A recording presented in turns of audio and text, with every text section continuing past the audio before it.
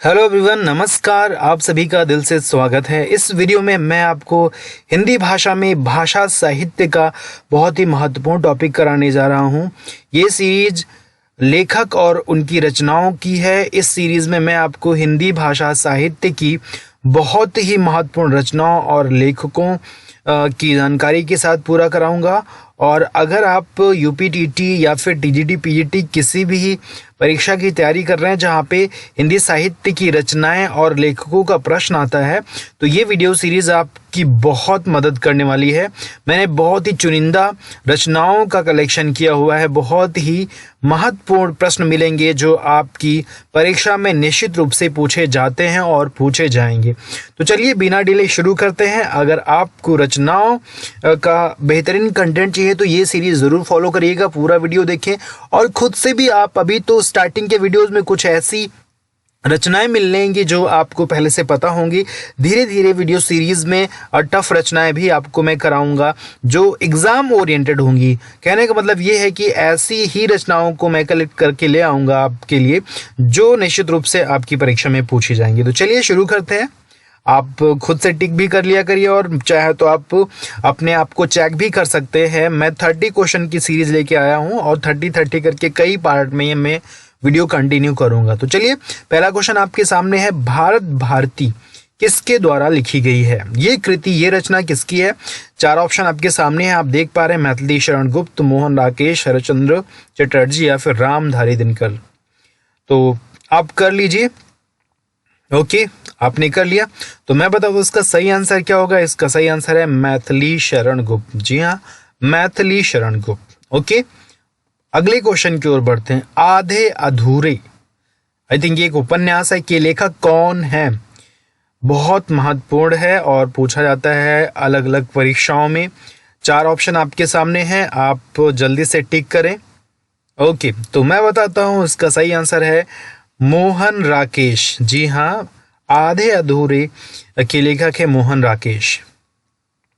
देवदास, बहुत ही फेमस, बहुत ही पॉपुलर ये उपन्यास है, नॉवेल है। इस पे बहुत बार मूवीज भी बन चुकी हैं। तो इसको तो आए दिन परीक्षाओं में पूछा भी जाता है, बहुत इजी भी है। आई थिंक आपने सही टिक किया होगा। इसका आंसर है शरत चंद्र चटर्जी। देखिए, शरत चंद्र चट्टोपाध्याय भी लिखा होता है, शरत चंद्र चटर्जी, तो दोनों सही है, कोई डाउट नहीं है। ठीक है। पोस्ट ऑफिस के लेखक कौन है? पोस्ट ऑफिस, ध्यान दीजिए, यहाँ पे 2 ऑप्शन ऊपर है, हरिवंश राय बच्चन, रामधारी सिंह दिनकर और ये बाकी मोहन राकेश और रविंद्रनाथ टैगोर। तो बहुत ही हिस्टोरिकल ये कृति है, बहुत ही महत्वपूर्ण है। तो इसका सही आंसर क्या होगा? जी हाँ, बिल्कुल सही, रविंद्रनाथ टैगोर। माटी के मूरत पुस्तक के रचयिता हैं। माटी के मूरत पुस्तक की या रचना के जो रचनाकार है वो कौन है? आचार्य शिवपूजन सहाय, राम वृक्ष बेनीपुरी, शरत चंद्र चटर्जी या मोहन राकेश। आपको बताना है माटी के मूरत के रचयिता कौन है। तो आई थिंक आपने टिक कर लिया है। सही आंसर है आचार्य शिवपूजन सहाय। जी हाँ, इसका आंसर है आचार्य शिवपूजन सहाय। ओके, अगले क्वेश्चन पे बढ़ते हैं। अगला क्वेश्चन है, उर्वशी नामक साहित्य कृति के रचयिता कौन है? उर्वशी भी बहुत पॉपुलर, बहुत फेमस है, बहुत बार पूछा जाता है। आई थिंक आप सही करेंगे। उर्वशी एग्जैक्टली सही आंसर है, रामधारी सिंह दिनकर की ये कृति है। मधुशाला भी बहुत इजी है, बहुत पॉपुलर है, सबका सही होना चाहिए। मैं ज्यादा टाइम वेस्ट नहीं करूंगा, आपने बिल्कुल सही टिक किया होगा। हरिवंश राय बच्चन की मधुशाला बहुत फेमस है। बालक किसकी साहित्यिक कृति है? जयदेव, रविन्द्रनाथ टैगोर, हरिवंश राय बच्चन या फिर हजारी प्रसाद द्विवेदी। तो बताइए, ये बालक किसकी कृति है? बालक कृति है रविन्द्रनाथ टैगोर की। जी हाँ, रविन्द्रनाथ टैगोर की। कितने पाकिस्तान, बहुत ही फेमस उपन्यास है, पूछा गया है पिछली परीक्षाओं में, बहुत तरह की परीक्षाओं में इसको पूछा गया है। फेमस है और महत्वपूर्ण भी है। तो इसका सही आंसर होगा, ये आप देख पा रहे हैं, चारों विकल्प पढ़ रहे हैं। सही आंसर है कमलेश्वर। प्रसिद्ध पुस्तक गीत गोविंद किसके द्वारा लिखी गई है? गीत गोविंद बहुत इजी है, बहुत ही आसान है, लेकिन पूछी जाती है। तो आई थिंक सबका सही होगा जयदेव। कि आगे बढ़ते हैं। रचना जो यामा है के लिए ज्ञानपीठ पुरस्कार किसे मिला था? तो यहाँ पे 2 बातें आपको पता चल गई कि यामा किसकी रचना है और उस रचनाकार को ज्ञानपीठ पुरस्कार यामा के लिए ही दिया गया था। तो आई थिंक आपको पता होगा, ये है महादेवी वर्मा। महादेवी वर्मा की रचना यामा है, नीरजा है, ये सब कई सारी फेमस रचनाएं हैं। तो महादेवी वर्मा जी को ज्ञानपीठ पुरस्कार किस रचना के लिए मिला था? यामा के लिए मिला था। वर्ष 2000 के व्यास सम्मान से पुरस्कृत उपन्यास पहला गिरमिटिया के लेखक कौन है? तो कुल मिलाकर के आपको यहाँ ये बताना है कि पहला गिरमिटिया ये एक उपन्यास है, इसके लेखक कौन है। चारों ऑप्शन आपके सामने है। सूर्यकांत त्रिपाठी निराला, रामवृक्ष वेनीपुरी, हजारी प्रसाद द्विवेदी, गिरिराज किशोर। तो पहला गिरमिटिया जो एक व्यास सम्मान से सम्मानित उपन्यास है, इसके रचनाकार है गिरिराज किशोर। जूही की कली किसकी साहित्यिक रचना है? बहुत इजी लेकिन बहुत फेमस, बहुत प्रसिद्ध है ये और पूछी जाती है। आप सभी का सही होना चाहिए। सूर्यकांत त्रिपाठी निराला। ओके, बहुत अच्छा स्कोर कर रहे हैं। चिता के फूल किसकी साहित्यिक कृति है? चिता के फूल किसकी साहित्यिक कृति है? बहुत ही चैलेंजिंग और इम्पोर्टेंट रचना है, आपका सही होना चाहिए। जी हाँ, इसका सही आंसर होगा रामवृक्ष वेनीपुरी। रामवृक्ष वेनीपुरी। वृक्ष की लकड़ियों से चिता बनती है, ऐसा आप कॉन्सेप्ट लगा के याद रख सकते हैं। अशोक के फूल, ये है अशोक के फूल किसकी साहित्यिक कृति है? तो यहाँ पर भी आप देख रहे हैं 4 ऑप्शन हैं। अशोक के फूल जो कृति है, अगर आपको पता हो तो मैं बताऊं, ये है हजारी प्रसाद द्विवेदी की रचना है। ध्यान दीजिए, चिता के फूल रामवृक्ष वेनीपुरी, अशोक के फूल हजारी प्रसाद द्विवेदी। दूध बताशा बहुत फेमस, बहुत पॉपुलर है, किसकी कृति है भाई? ये पूछी जाती है कृति भी। आई थिंक आप सही टिक किए होंगे। ये हैं सोहनलाल द्विवेदी। ये थोड़ा सा यहाँ पे मिसप्रिंट है, इसको आप समझिए, द्विवेदी ही है। नए मेहमान, ये भी महत्वपूर्ण है। नए मेहमान किसकी साहित्यिक कृति है? बताइए, जल्दी बताइए। नए मेहमान, 4 ऑप्शन आपके सामने हैं, इनमें से कोई एक सही है। ओके, सही आंसर है उदय शंकर भट्ट। जी हाँ, ये नए मेहमान है, उदय शंकर भट्ट, नए मेहमान। आचरण की सभ्यता बहुत महत्वपूर्ण लेकिन आसान। हरिवंश राय बच्चन, सरदार पूर्ण सिंह, हजारी प्रसाद द्विवेदी या फिर उदय शंकर भट्ट। तो आई थिंक सभी का सही होना चाहिए, बहुत महत्वपूर्ण है। ये है सरदार पूर्ण सिंह की कृति।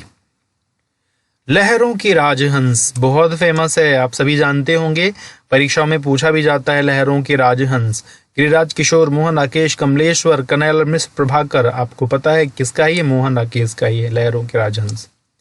दोपहर का भोजन नमक साहित्य कृति के रचयिता कौन है?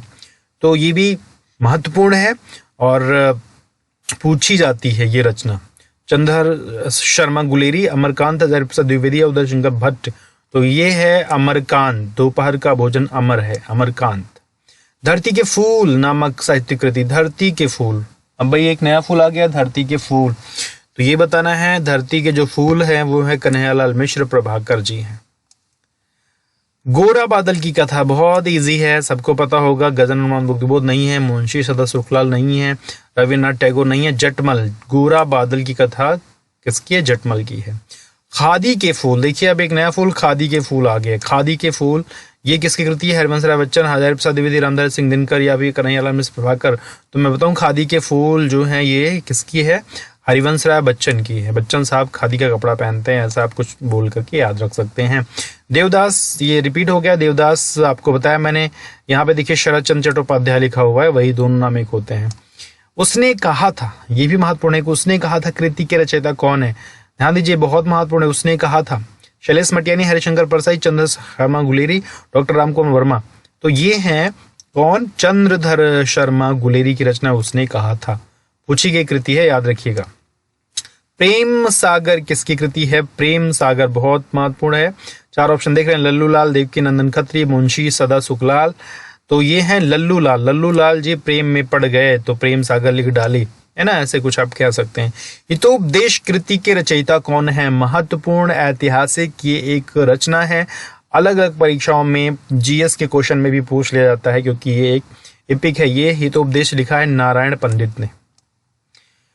भूत के पांव पीछे बहुत इंटरेस्टिंग रचना है और बहुत ही रुचिकर, और इसका टाइटल भी दिख रहा है। और इसके रचनाकार हास्य रस के बहुत बड़े कवि हैं, आप ऐसा जानते होंगे उनके बारे में। तो ये हरिशंकर परसाई हैं।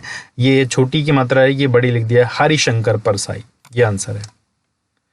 चंद्रकांता, जिसे बचपन में देख करके आपने बहुत एंजॉय किया, चंद्रकांता, ये किसने लिखा है? तो आपको याद होना चाहिए, काफ़ी इजी है, देवकीनंदन खत्री की ये कृति है चंद्रकांता। पुष्प की अभिलाषा, देखिए, चाह नहीं मैं सुरबाला के गहनों में गूथा जाऊं, है ना, आपने पढ़ा होगा। ये बहुत ही मार्मिक, बहुत ही दिल को छू लेने वाली ये कृति है पुष्प की अभिलाषा।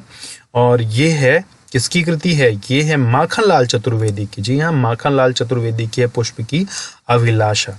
तो देखा, आपको मैंने 10 मिनट के अंदर अंदर ये 30 रचनाओं का ये मैंने प्रैक्टिस सेट कह लीजिए, वीडियो सीरीज कह लीजिए, कराया।